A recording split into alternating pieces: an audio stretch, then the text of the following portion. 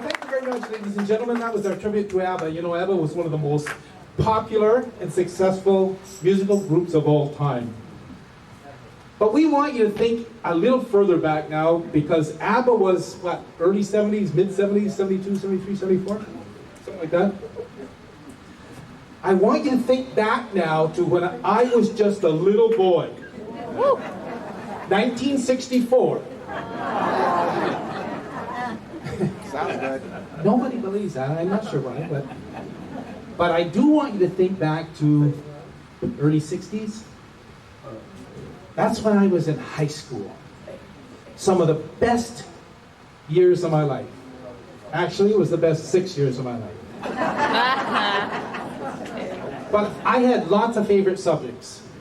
Music, sports, girls. My niece just laughed. But she's going through that right now. It's not girls, it's boys, lots of them. But I want you to think back to those good old days. How many of you remember the Friday night high school dances? Remember that? I want you to close your eyes for a minute and think about the parking lot. Think of the car. No, not like that. No. God. I know where some of you spend all your time. No, you know what? I want you to think about the cars that were in the parking lot. Do you remember the cars? I remember it was very special to me because that's when I got my first car. How many of you remember your first car? What was yours? 53 Merc.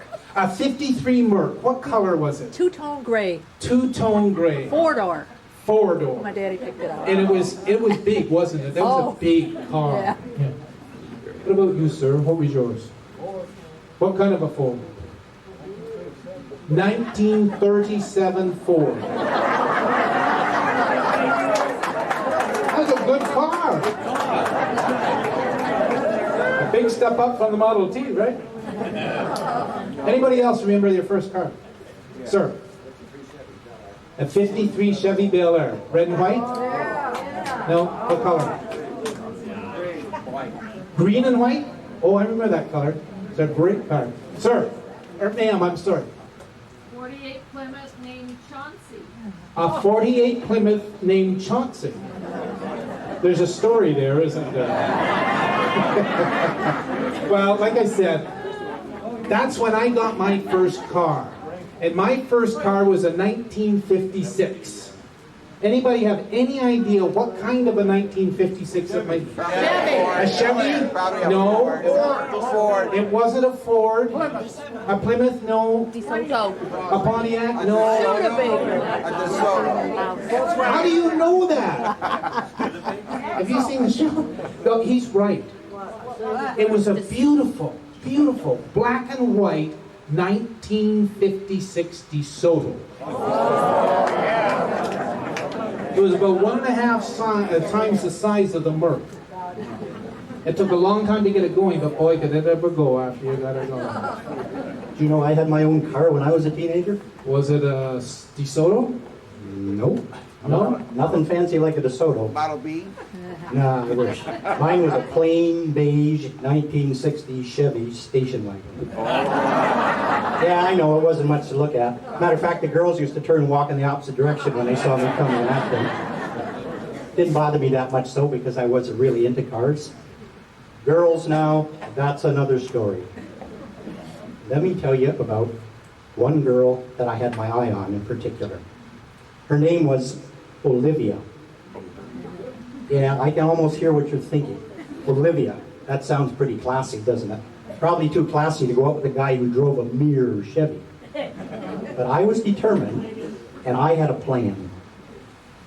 Do you remember the sock hops they used to have back then? I'll bet you most of them recall it was just like yesterday. Let's see, lines of girls along this wall of the gym, and lines of guys along that wall. Back then, most of the guys used to come to the dance stag. But of course, they were all secretly hoping to find someone to take home after the dance. But if you also recall, at every one of these dances, they always had at least one lady's choice. You know, where the girl gets to pick the guy. So my plan was to get Olivia to pick me at the lady's choice. You see, being a young and naive teenager, I reasoned that if I could just get her to dance with me, then I could let loose all my masculine charms, and she'd fall madly in love with me. But the big problem was, what could possibly convince Olivia to pick me at the Lady's Choice? Pity. Yep, that's what I decided to do the job. So the night of the next dance, I wrapped my arm in a big phony sling. And I went to the gym, and I sat in the corner looking just as sad as I possibly could. I know you're laughing, but I didn't say it was brilliant. I said I had a plan. But guess what? It worked. Olivia chose me at the Lady's Choice. And eventually, when I got up enough nerve to ask if she'd save the last dance of the evening for me, to my surprise, she said yes. And I even got to take her home after the dance. Being a gentleman, of course, I can't tell you anything more about what happened after that. But what I can tell you is this story has a very happy ending. Olivia found and married the man of her dreams. Unfortunately, it wasn't me. I know, his name was French Malone. He was captain of our high school football team. What can I say? Anyway, enough of the past.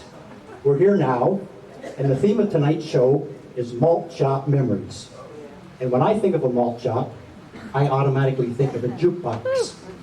And a jukebox, of course, means music and fun and dancing. And that's what we're here for. So, what are we waiting for? Let's get on with it. Let's rock our socks off at the hop.